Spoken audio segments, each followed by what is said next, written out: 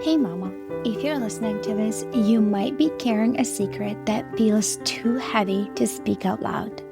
You look like you got it all together, you serve at church, maybe you even lead a Bible study. You smile when you drop off the kids, but no one sees the other side of you, the one that comes out behind closed doors. At home, you are a completely different person. You yell, you explode, you scream at your kids, sometimes in their face. You tell them to shut up. You grab them too harshly. You throw things across the room. You smack them in anger, twist their ears, spank them in rage, and immediately after, you are hit with a tidal wave of shame. You cry alone in your room and you whisper, "God, what is wrong with me?" You feel scared and disgusted by your own reactions. You're terrified that someone might find out. You wonder if your kids would be better off without you. You feel unworthy, broken, and too far gone to be redeemed. You try to fix this on your own. You listen to podcasts, parenting books, download freebies, but nothing changes. You keep falling back into the same patterns, and it feels like you are stuck in a cycle that you can't break. You don't trust yourself anymore, and if you're honest, you are afraid of who you've become. But here's the truth, Mama. You are not beyond hope. You're not alone, and with God's help and the right support, you can change. I'm Elizabeth, a mom of 4 and an anger management coach for Christian moms. And inside my Calm Christian Mom coaching program, I guide women just like you through a powerful transformation. This isn't shallow behavior management. We go deep. We address your triggers, your stress, your mindset, your nervous system, and the spiritual root behind your patterns. We invite God into every layer and walk hand in hand towards healing. In just 12 weeks, you can become a completely different mom, unrecognizable. One who leads with patience, not panic. One whose children feel emotionally safe around her. One who cultivates peace. This summer, I'm offering a Calm Mama strategy session, a powerful 15-minute one-on-one coaching session designed to help you uncover the root of your anger and receive spiritual, emotional, and practical support. It's your chance to experience what coaching is like with me before diving deeper into ongoing support. If we both feel like the full program is the next right step, we can talk about what that looks like for you. You don't have to keep living like this. Your family is worth healing, and so are you. Use the link in the show notes to book the Calm Mama strategy session.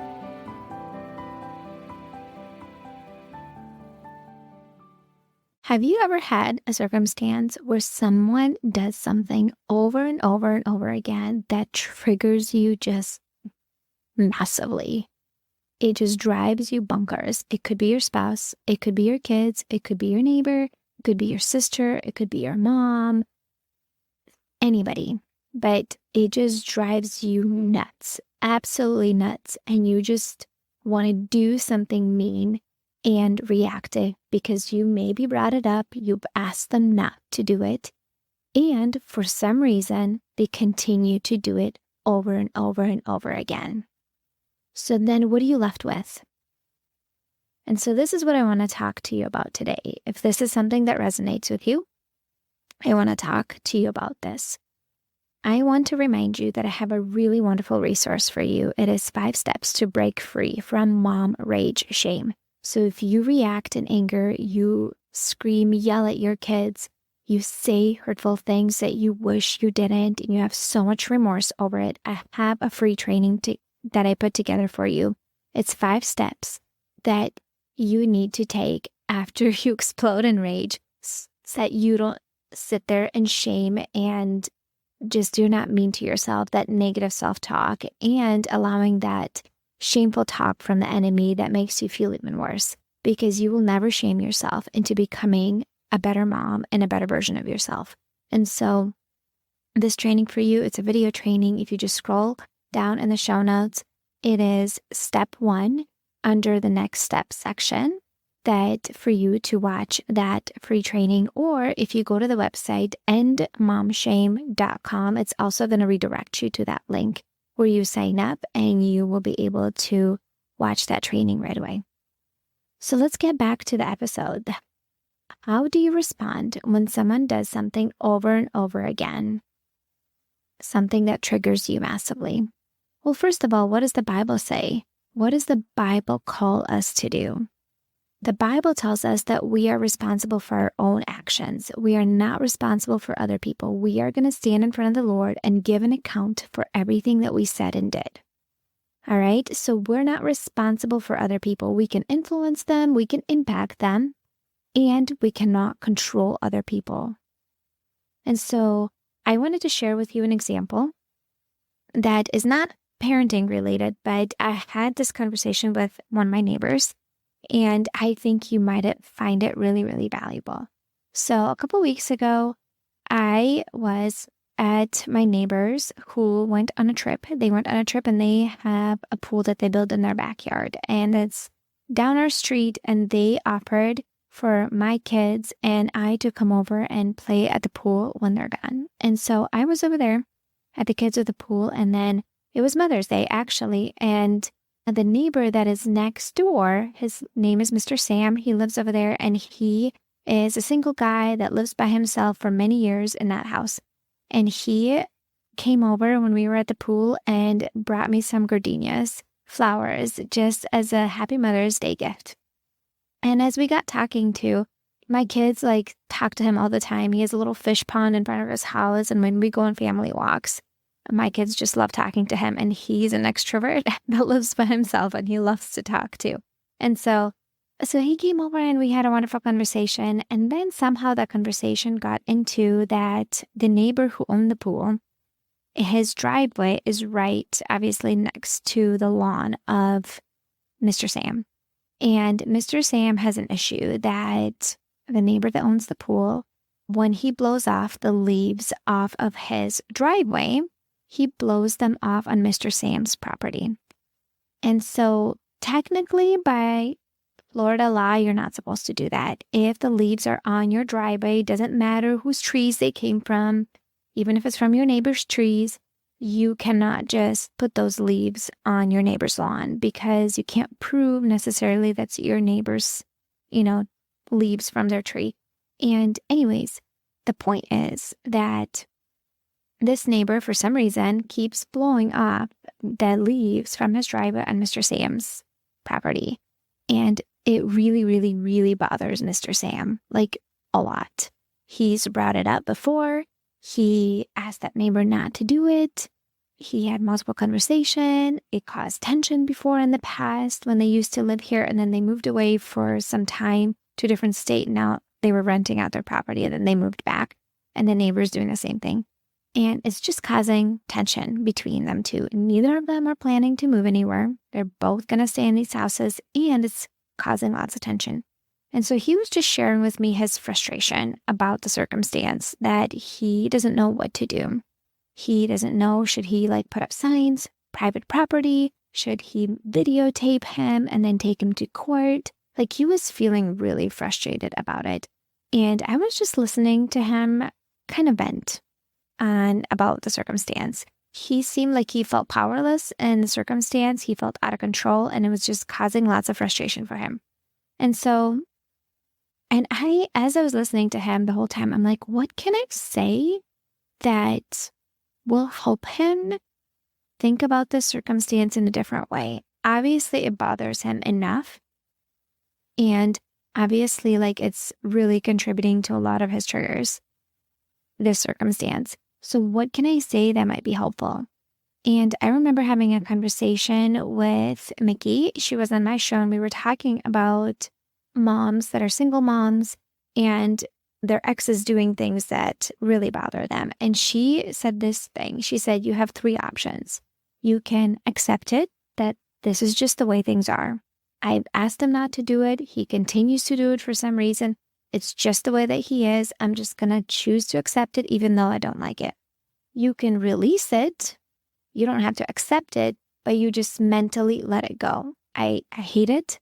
I don't like it, but I'm just choosing not to do anything about it because I've done things in the past that didn't go too well. I'm just choosing to let it go, even though I don't like it. Or you can choose to do something about it. Like in this circumstance, sure, take him to court, make a video of him doing it. I don't know, do something about it, right? And so those are your three options, really, when someone does something that you really, really don't like. And then I remember my coach, Tessa Romero, I'm in her coaching program this spring. She said this phrase. She's like, who do you want to be known as? When everything is said and done at the end of your life, how do you want people to remember you? Who do you want to be known as? And I asked Mr. Sam, I said, well, I told him, you have three options. These are your three options in the sense, how to handle this circumstance. Here am I. Oh, he asked me, what do you think I should do? So that's when I had my chance to say something. And then I told them, I said, well, I wonder, how can you respond to this situation in a way that you can be proud of? You are a kind, thoughtful man. That's what I told him. And he's like, oh my gosh, nobody has ever said that to me before. I'm like, you are a kind and thoughtful man, and you're also a kind neighbor. My kids really like you. You are really kind to our family. This is who you are. So if this is who you are, how would you handle this circumstance in a way that you're proud of? And he's like, whoa, that's a really interesting question. I never thought about it. I'm like, well, I would encourage you to ponder and think on this for a little while before you take any action of videotaping him or putting up signs that it's private property. I would encourage you to sit and ponder and ask yourself, who do I want to be in this circumstance that I can look back at and be proud of the way that I handled this situation? And then I asked him, I'm like, who do you want to be known as? You are not moving anywhere. You've been in this house for 30 some years. Same thing for them. They're not planning on moving anywhere. They literally just installed a pool in their backyard. They're not going anywhere. So what is a way for you to respond that you're proud of and will not ruin the relationship that you have with your neighbor? Because obviously you don't want to create tension because you're going to have to live with this person literally next door to you. And so I gave him those couple questions to ponder on.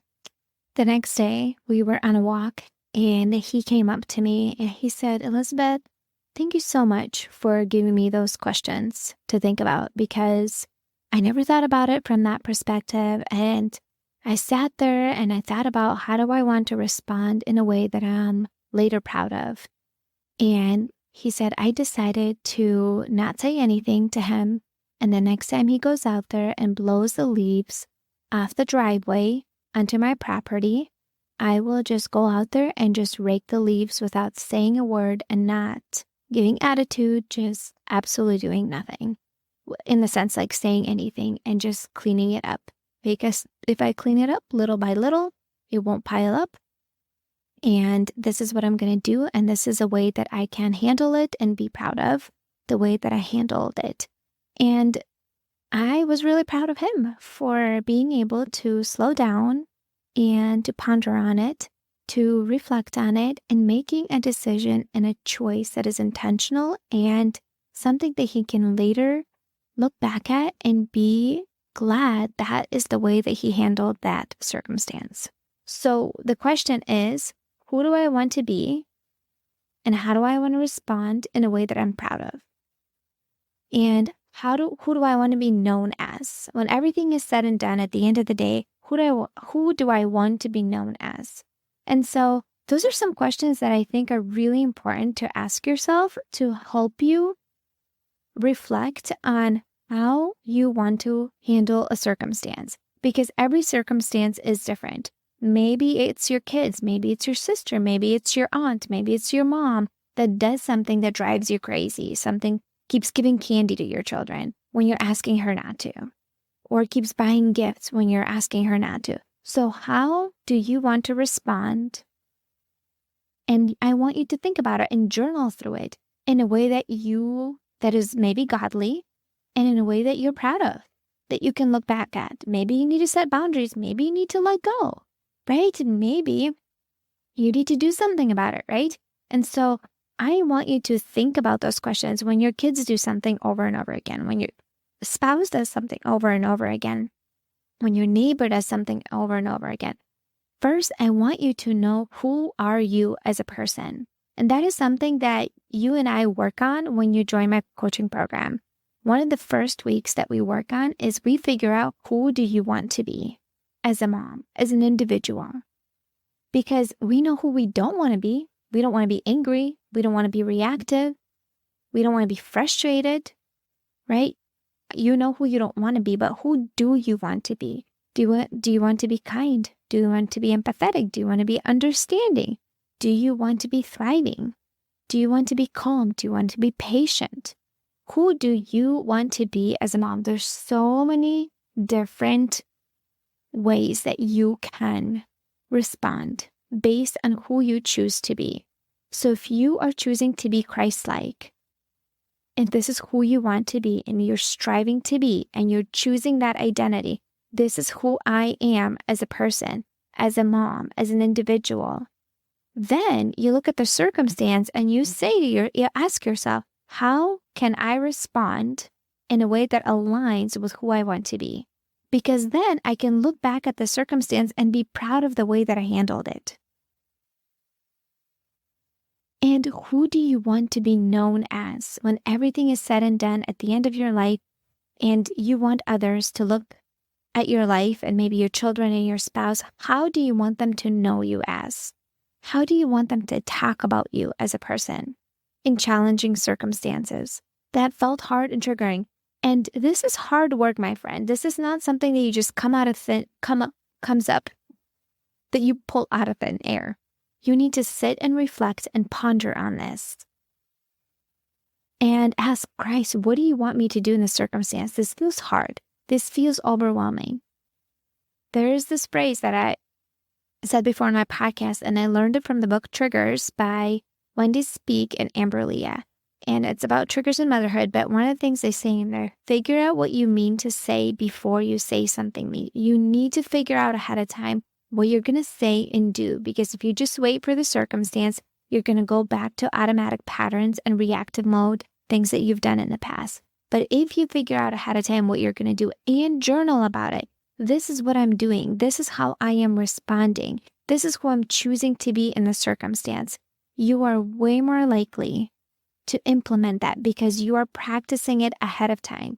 It's like you practicing playing, a sport with your kids in the backyard over and over again, right? You're tossing a ball back and forth, back and forth, back and forth. And you're maybe creating some challenges that when they're in an actual game the kid is actually playing, they've practiced enough that they know what to do. So same thing with you. We practice outside of the moment. We condition your mind and teach your mind what to do, that when this hard circumstance comes, you feel empowered instead of freezing and feeling out of control or feeling so triggered, because you already know what you're going to do and how you're going to respond in a way that you're proud of. And I hope that makes sense for you. So to recap this episode, what do you do when someone does something over and over again that triggers you massively? You first figure out, who do you want to be in this situation, in the circumstance? Because you cannot control other people. You can only influence them and impact them. We sometimes have a hard time controlling ourselves. Do I want to control other people? Yes, I do, honestly. And I also realize that it's actually not that beneficial. I have a hard time controlling myself sometimes, my emotions and my actions. Trying to control other people makes it even harder. They're not robots. You are responsible for yourself. You're going to stand in front of the Lord and answer for your words and your action. Okay, so who do you want to be in this hard circumstance? And if you're choosing that this is who you're going to be, you want to journal about how would that person handle the circumstance in a way that they can reflect on later on in their life and be proud of the way that they handled it. So who do you want to be known as when like life passes and people look back and reflect on the circumstance, and you reflect on the circumstance, who do you want to be known as? Do you want to be known as a kind, understanding neighbor? Empathetic, somebody who sets boundaries? Do you want to be known as somebody who is reactive? Do you want to be known as somebody who's unkind? Do you want to be known as somebody who is empowered, who is creative to find solutions? Who do you want to be known as? Somebody that's slow to anger and slow to speak? Somebody that does something kind in return when someone is doing something unkind to you? Because that's what the Bible calls us to do. To do something kind even when other people are doing unkind things to us. The right thing to do is always the hard thing to do. And it's also the thing that we can reflect and look back at and be proud of the way that we handled it. Okay, so this is it for this episode. If this is something that resonates with you and you want to go deeper and you work in a deeper capacity to take action on things in your life, maybe you notice that you're constantly reactive with your kids and your husband. Maybe you notice that you're triggered from the moment that you wake up. Maybe you cannot wait until your kids go to sleep because you're just on edge all day long and you hate yourself for screaming and yelling at them, for repeating negative patterns that your parents did. And you're ready to do something about it, and you're ready to implement action. And instead of just knowing what to do, actually doing what you know, I want to help you. And if you want my help, I have a step-by-step program for you. It's called Calm Christian Mom Coaching Program. It's a 12-week coaching program that will give you a step-by-step process and help you grow into the mom that you want to be. And the mom that God is calling you to be, into the mom that you're proud of, who is calm and loving and compassionate and centered and stable. If this is what you need and you're ready to invest in yourself, the next step is to book a consultation call with me. The link is in the show notes, and I cannot wait to connect with you. I also wanted to share with you something really, really fun and exciting. So I got this from Amazon the other day, and oh my gosh, my kids have been obsessed. My husband has been doing it. My kids have been doing it. So my boys are 7, 9, and 12, and they absolutely love it. All of them. It's called Paint by Stickers. You know how they have paint by numbers? But this one is called Paint by Stickers. So it's like a piece of paper that has an image with numbers in it, and then it has stickers on a different piece of paper, and you take off stickers and you fill in those numbers and you put together an image. And it literally can take hours, and it can get your kids to do things without screens. And my kids like to listen either to music or to a podcast while they're doing it. They've been literally obsessed the last couple of days, and they've been just doing it nonstop. I'm not even kidding, for hours. And I ordered some more from Amazon because when my kids are off of school, starting at the 31st is last day of school on June 1st, I decided that I will be doing no screen week, at least 1 week, if not more, probably more, moving forward, because I did that last year and it was so nice. The first few days are hard, and then they just find stuff to do. And I'll be doing no screen week with my kids and moving forward, hopefully. And this is something that's going to keep them occupied and keep them busy for a little bit, and they actually enjoy it. Anyways, I'm just going to put the link in the show notes for those Paint by Stickers books. And I think if you have kids that are 7 and up, they are going to absolutely love it, especially if you have kids that are like building things or super creative. This is a totally fun activity, even for you. I've been enjoying it, and so has my husband. So, all right, friend, thanks for tuning in. If you found this podcast episode helpful, please share it with a friend. Also, I wanted to let you know that starting in June, I will be taking a podcast break. And just so you know that, and there will be a couple months off of no episodes. You're welcome to go back and listen to older episodes. There's so much great content there that can be so supportive for you. Anyways, I will see you in the next episode. Hey mama, do you find yourself snapping over the smallest things, like spilled milk or constant whining, then feeling horrible afterwards? If you're tired of losing your temper and you want to show up with more patience, I have something for you. It's a free training called How to Be More Patient with Your Kids so you're not screaming over spilled milk. Inside, I'll walk you through 10 simple things you can start doing today to become a calmer, more Christ-like mom, even on the hard days. To get it for free, just leave a rating and review on Apple Podcasts and send a screenshot to hello@emotionallyhealthylegacy.com. Or if you'd rather skip the wait, you can grab it right now for just $27. The link is in the show notes. Let's help you become the peaceful, patient mom your kids need.